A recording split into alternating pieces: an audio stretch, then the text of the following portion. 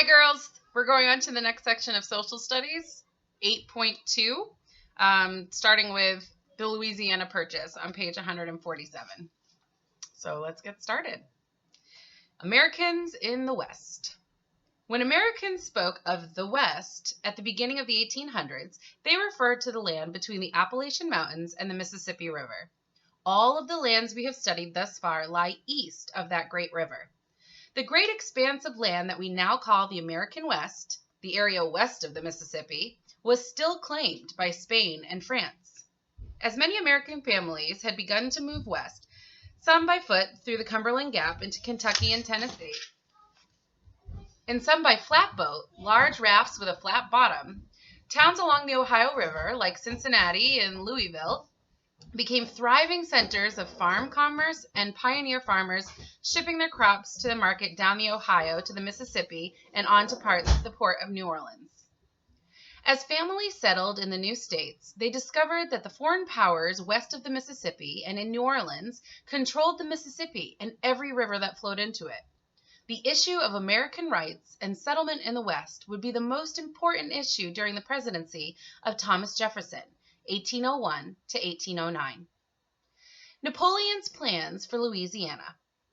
In 1800, the French dictator Napoleon Bonaparte forced Spain to cede to France the land between the Mississippi and the Rocky Mountains, a vast region called Louisiana.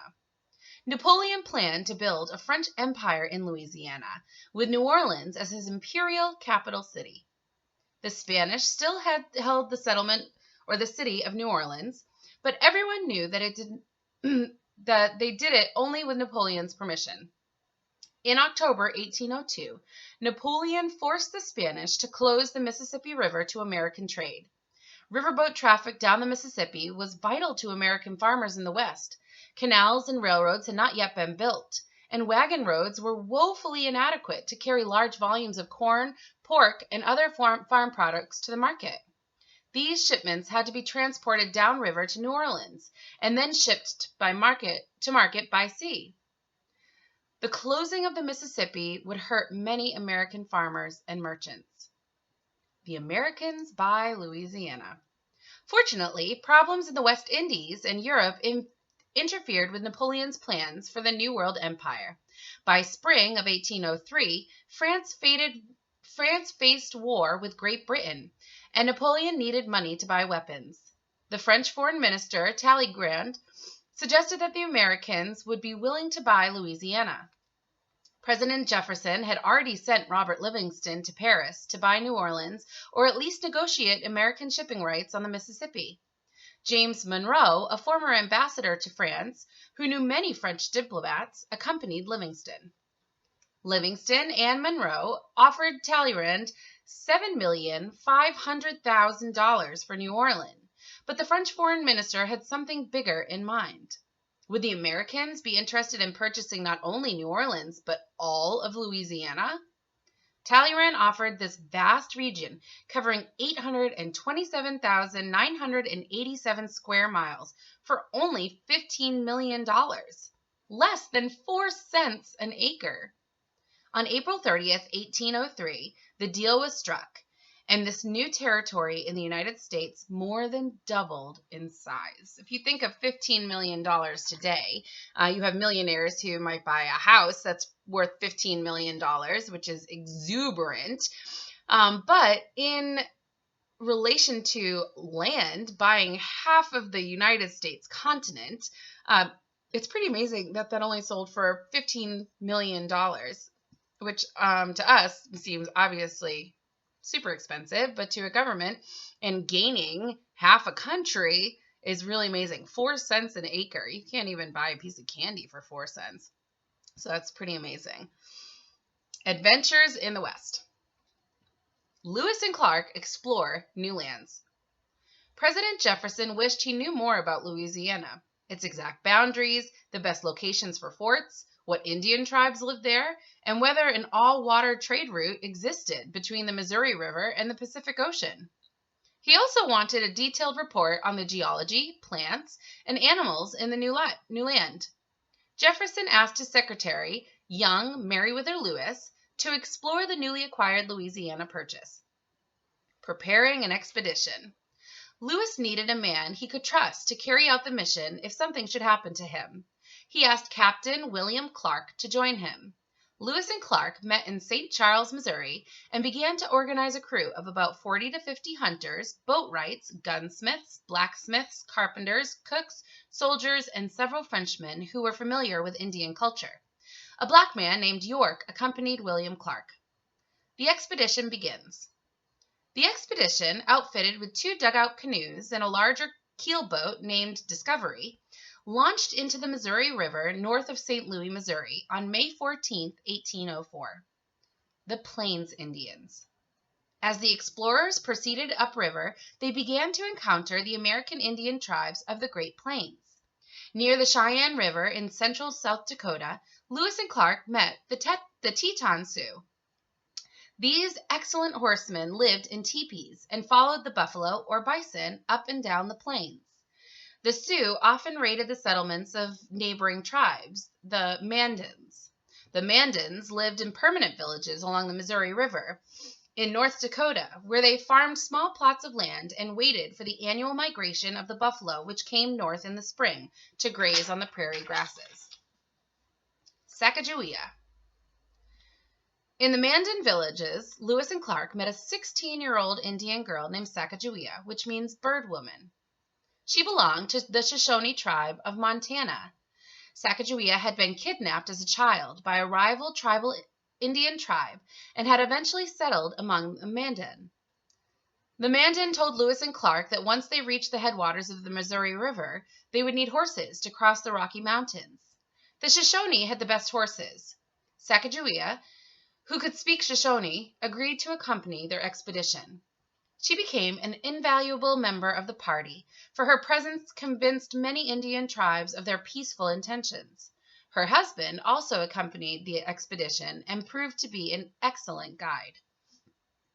Gifts for the President. Before they left the Mandan's villages, the explorers packed some cases to be sent to President Jefferson. Months later, in Washington, D.C., the president eagerly watched as beautiful decorated Indian buffalo robes, pronghorned antelope skins, dried plants, and a coyote skeleton were pulled from the tightly packed boxes. Big Sky Country. Lewis and Clark continued upriver to where the Yellowstone River meets the Missouri and enters the vast semi-arid lands of Montana, called Big Sky Country for its exceptionally blue skies. The explorers marveled at the great herds of antelope and deer with ears like a mule they had named mule deer. In central Montana, they encountered fierce grizzly bears. Captain Lewis noted its teeth were incomparably larger and longer than those of the familiar black bear in back east. The group would have many narrow escapes from grizzlies. The explorers followed the Missouri River until they reached the Rocky Mountains in western Montana. Abandoning their canoes, they hiked into the mountains and began searching for the Shoshone tribe. The Shoshone. At last, Lewis and Clark found the Shoshone camp. When the chief appeared, Sacagawea sprang up and ran to meet him. Throwing her blankets around him, she began to cry. The Shoshone chief was her brother. With Sacagawea as their interpreter, the explorers had no trouble obtaining the pack horses and guides they needed to get through the rugged mountains into Idaho. Down the Snake to the Columbia in dugout canoes, the expedition followed the Clearwater River and the Snake River until they finally reached the Columbia River in Washington State. As they followed the Columbia, they met more Indians.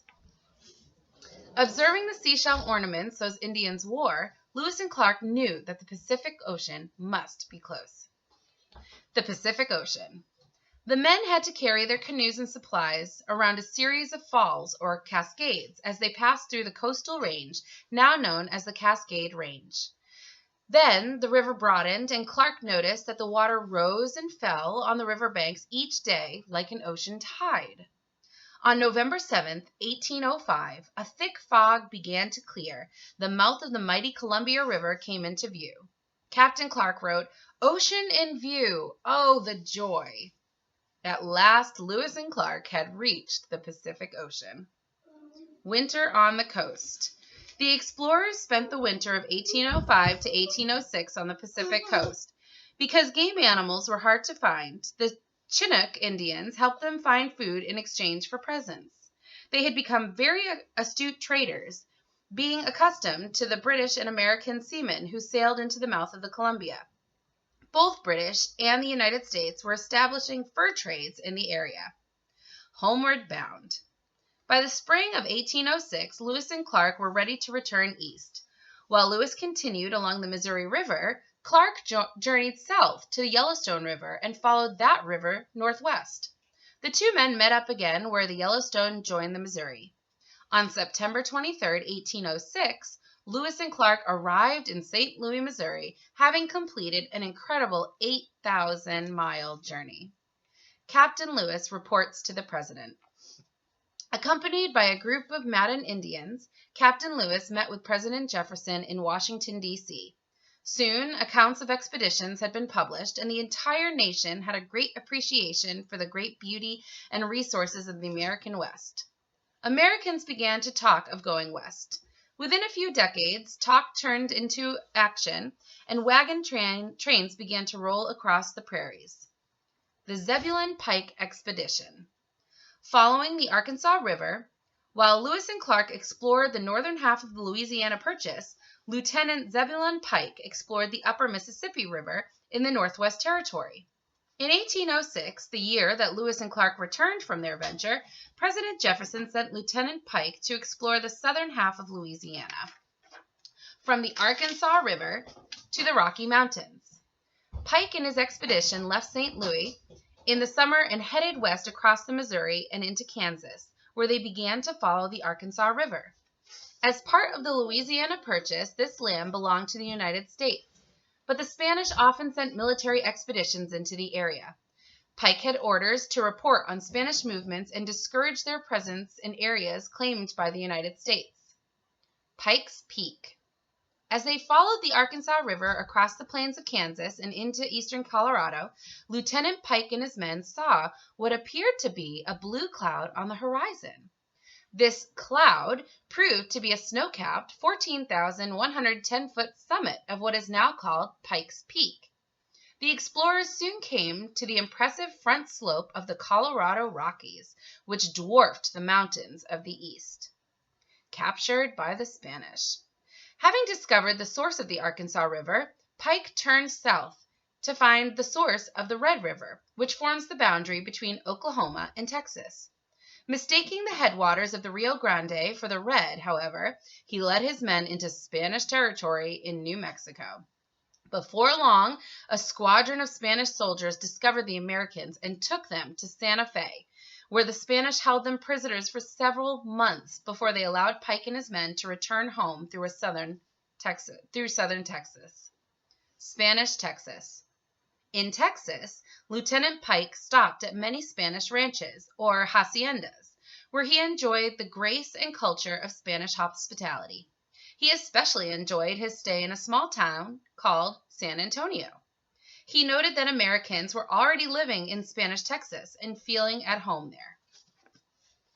So some questions for you to answer in your packet today. Name the most important issue that President Jefferson faced. What was the best way for pioneer farmers to ship their crops? Where did Napoleon plan to build his New World Empire? What city did he plan to make his imperial capital? How much did France sell the Louisiana Territory for? How many square miles did the United States gain? Why did President Jefferson want the Louisiana Territory explored? What kind of men did Lewis and Clark choose for their expedition? What river did they set out on? How did Lewis and Clark benefit from Sacagawea's presence in the expedition? How did Lewis and Clark know the ocean was not far away? When did the great expedition of Lewis and Clark end, and how many miles had they traveled? Who was sent to explore the lands from Arkansas River to the Rocky Mountains? And things to identify: Flatboat, Napoleon Bonaparte, Robert Livingston, Teton Sioux, Mandas, Sacagawea, Montana, Shoshone, Pikes Peak, and haciendas. We will meet next time as we go on to 9.3, Other Events of Jefferson's Presidency.